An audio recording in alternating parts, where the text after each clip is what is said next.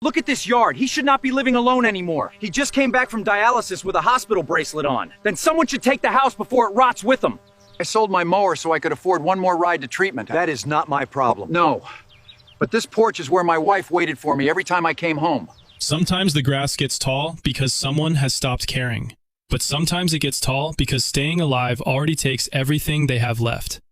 Before the story begins, let me know where you are watching from. It always amazes me how far these little stories can travel. The front yard of Mr. Leonard's small brick house had grown so high that the sidewalk almost disappeared beneath the grass.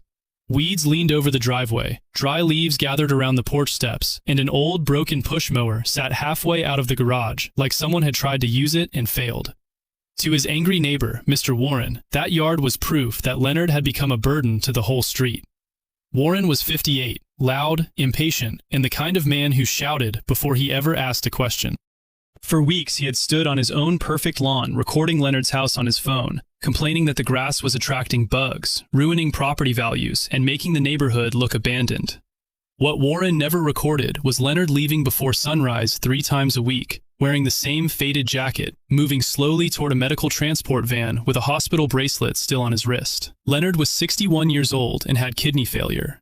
Dialysis left him weak, dizzy, and so exhausted that some afternoons he had to sit on the porch for 20 minutes before he could even unlock his own front door. Before he got sick, his yard had been one of the neatest on the block. His wife Ruth used to sit on the porch with a blanket over her knees while Leonard mowed in careful straight lines. She would tease him for making the grass look like a baseball field, and he would tell her that as long as she was watching from that porch, the yard had to look beautiful. After Ruth passed away, mowing became more than a chore. It became the one routine that made the house feel less empty.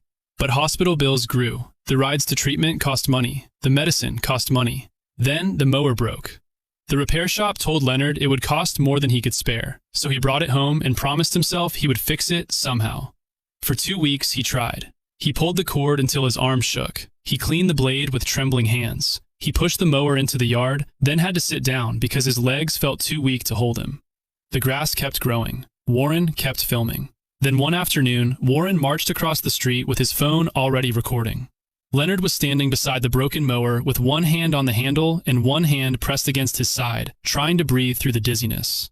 Warren shouted that Leonard should not be living alone anymore. A lawn guy named Caleb was driving home from another job when he saw the older man, the broken mower, and the neighbor yelling at him like he was a problem instead of a person.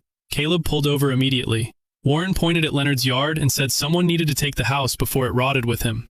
Caleb looked at Leonard's wrist and noticed the hospital bracelet. He told Warren the man had clearly just come back from dialysis. Warren said that was exactly